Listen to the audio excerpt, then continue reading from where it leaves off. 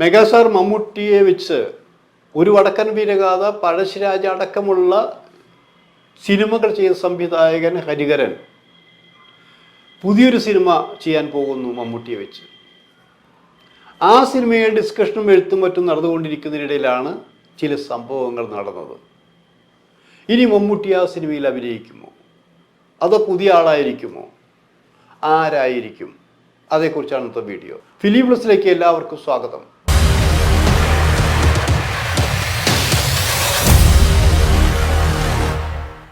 മലയാള സിനിമയിൽ ഇപ്പോഴും സിനിമകൾ ചെയ്ത് ലൈവായി നിൽക്കുന്ന രണ്ട് സംവിധായകരുള്ളൂ.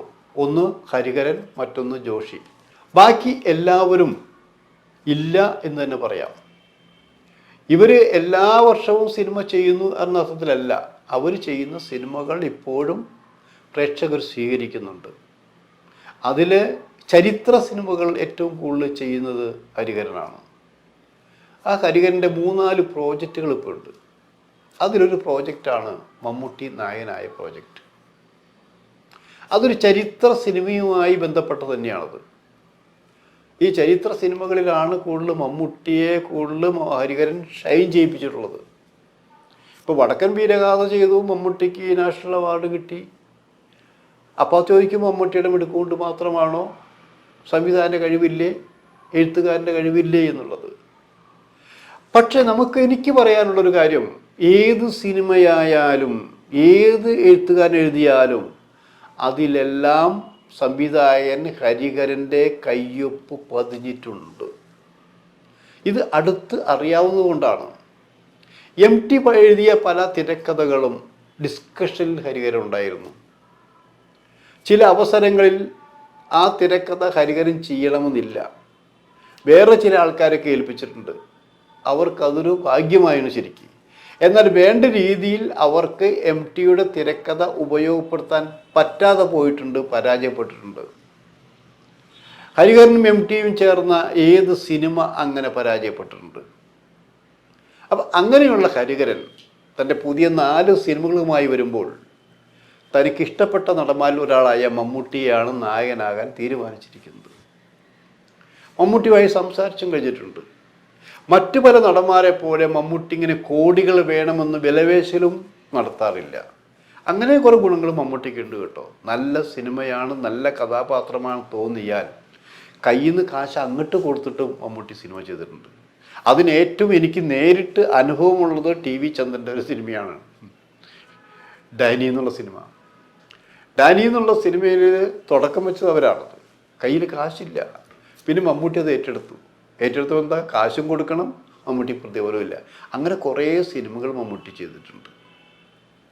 കാശ് എപ്പോൾ വേണമെങ്കിൽ എങ്ങനെ വേണമെങ്കിൽ ഉണ്ടാക്കാം.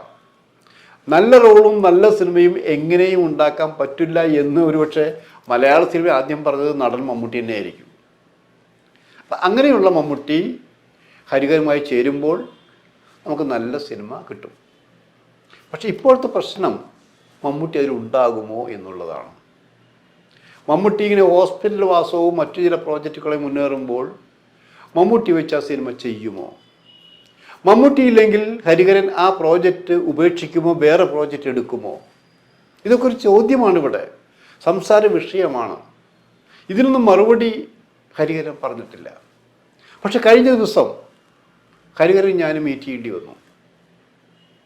ഷാജി ഹരിഹരൻ്റെ മരണവുമായി ബന്ധപ്പെട്ട് അവിടെ ഇരുന്നുകൊണ്ട് ഒരു ഏറ്റവും അടുത്ത വർഷങ്ങളായിട്ടുള്ള അടുപ്പം ഞങ്ങൾ അങ്ങനെ സംസാരിച്ച് സിനിമയിലെത്തി. ഈ പ്രോജക്റ്റിനെ കുറിച്ച് ഞാൻ ചോദിച്ചു, എന്തായി മമ്മൂട്ടിയുടെ കാര്യം? മമ്മൂട്ടിയുടെ കാര്യം കുഴപ്പമൊന്നുമില്ല, മമ്മൂട്ടി അഭിനയിക്കും, മമ്മൂട്ടി ഓക്കെ പറഞ്ഞാൽ മമ്മൂട്ടി തുടങ്ങും എന്ന് പറഞ്ഞു. അപ്പോൾ ഞാനാണ് പറഞ്ഞത്, മമ്മൂട്ടി ഇങ്ങനെ അസുഖബാധിതനായി വിശ്രമത്തിലാണ് എന്ന് പറഞ്ഞ് കേൾക്കുന്നു. അപ്പോൾ എങ്ങനെയാണ്? മമ്മൂട്ടിക്ക് പറ്റില്ലെങ്കിൽ വേറെ ആളെ നോക്കണം. അപ്പം വേറെ ആൾ ആരായിരിക്കും? കമലഹാസനായിരിക്കുമോ, മോഹൻലാലായിരിക്കുമോ എന്നൊക്കെ ഞാൻ ചോദിച്ചപ്പോൾ ഒരു ചിരിയാണ് ഹരിഹരൻ ചോദിച്ചത്. എനിക്ക് കാര്യം മനസ്സിലായി. ഇപ്പോൾ കമലഹാസനെ അഭിനയിക്കാൻ വിളിക്കുകയാണെങ്കിൽ എത്ര കോടി കമലഹാസൻ ചോദിക്കും? ആ കോടിയൊന്നും കൊടുക്കാൻ ഈ സിനിമയുടെ ബഡ്ജറ്റിന് പറ്റില്ല. അപ്പോൾ നമ്മുടെ മോഹൻലാൽ ഇല്ലേ? മോഹൻലാൽ മമ്മൂട്ടി അഭിനയിക്കുന്ന ആ റോളിന് എത്ര അനുയോജ്യനാണ് എന്നുള്ള കാര്യം വേറെ, അത് പറയേണ്ട സംവിധായകനാണ്. പക്ഷെ അവിടെയും മോഹൻലാൽ സാമ്പത്തിക കാര്യങ്ങളിൽ വിട്ടുവീഴ്ച ചെയ്യുമോ? ഇല്ല എന്നാണ് എനിക്കറിയാൻ കഴിഞ്ഞത്. അതും കോടികളാണ്. ആ കോടികൾ താങ്ങാൻ ഹരിഹരൻ്റെ സിനിമയ്ക്ക് പറ്റുമോ? ഇതൊക്കെ ഞാൻ ചോദിക്കുന്ന ചോദ്യങ്ങളാണത്. ഹരിഹരൻ പറയുന്നല്ല, ഹരിഹരൻ പറഞ്ഞു അത് പുതുമുഖമായാൽ കുഴപ്പമൊന്നുമില്ലല്ലോ എന്ന് ശരി ചോദിച്ചു. ഞാൻ പറഞ്ഞു എന്ത് സാറെങ്കിലും പറഞ്ഞു പുതുമുഖമാണ്, ഇത്രയും വലിയ പ്രോജക്റ്റ് ഇത്രയും സമയത്തേക്ക് ഒരു പുതുമുഖത്തെ കൊണ്ടുവന്നാൽ അത് ഏശാതെ പോയാലോ? സാറ് പെട്ടെന്ന് ചൂടായി. വേറൊന്നുമില്ല, അതോ ഒരു സംവിധായകൻ്റെ കഴിവ് പുതിയ ആൾക്കാരെ കൊണ്ടുവന്ന് വിജയിപ്പിക്കുന്നതിലാണ്, അല്ല സ്ഥിരം ചില ആൾക്കാരിട്ടുള്ളതല്ല. എൻ്റെ സിനിമ പലവിധത്തിലും പുതിയ ആൾക്കാരെ വെച്ചിട്ടാണ് ചെയ്തിട്ടുള്ളത്. ആ സിനിമ മോശമായിട്ടുണ്ടോ? മനോജ് ഖയ്യനെയും കൊണ്ടുവന്ന എൻ്റെ സർഗമുണ്ട്. ആ സർഗത്തിൽ പലരും പറഞ്ഞു മനോജ് ഖയ്യനെ ഇട്ടാൽ പടം 8 നിലയിൽ പൊട്ടും, ഒരു കാര്യം ഉണ്ടാവില്ല എന്ന്. കുട്ടൻ തമ്പുരാനെ ഇപ്പോഴും ഞാൻ വെല്ലുവിളിക്കുന്നു, ആ മനോജ് ഖയ്യൻ്റെ സ്ഥാനത്ത് നിങ്ങൾ വേറെ ആരെ കൊണ്ടുവരും? ആരെ പറയാൻ പറ്റുമോ? എൻ്റെ കാൽക്കുലേഷൻ ശരിയായിരുന്നില്ല മിസ്റ്റർ എന്നാണ് ഹരിഹരൻ ചോദിക്കുന്നത്. ശരിയാണ്, ഞാൻ ഇപ്പോഴും ആലോചിക്കുന്നതാണത്. കുട്ടൻ തമ്പുരാൻ്റെ ഭാവവ്യത്യാസങ്ങൾ, നോട്ടം, അത് വേറെ ആര് കിട്ടും? അപ്പോൾ ആ സംവിധായകൻ്റെ മിടുക്കാണ് ഒരു നടനെയോ നടിയെയോ മോൾഡ് ചെയ്ത് എടുക്കുക എന്നുള്ളത്. അങ്ങനെ കുറേ സിനിമകൾ ഹരിഹരൻ ചെയ്തിട്ടുണ്ട്, സമ്മതിക്കുന്നു. ഞാൻ കണക്ക് കൂട്ടിയത് ഒരു പ്രൊഡ്യൂസറുടെ ഭാഗത്തു നിന്നുകൊണ്ടാണ്. ഇപ്പോൾ ചെയ്യുന്ന സിനിമകളൊക്കെ ലോ ബഡ്ജറ്റ് സിനിമകളല്ല, കോടികളാണ്. ഒരു ചരിത്ര സിനിമ എടുക്കുമ്പോൾ കോടികൾ വരും. ആ കോടികൾ സ്ഥാനത്ത് പുതിയ ആളിട്ടാൽ ശരിയാകുമോ എന്ന് ചോദിച്ചപ്പോൾ ചൂടായി അദ്ദേഹത്തിനേ പറഞ്ഞിട്ടുള്ളൂ. എനിക്ക് മമ്മൂട്ടി എന്നുള്ളൊരു സങ്കല്പമുണ്ട്.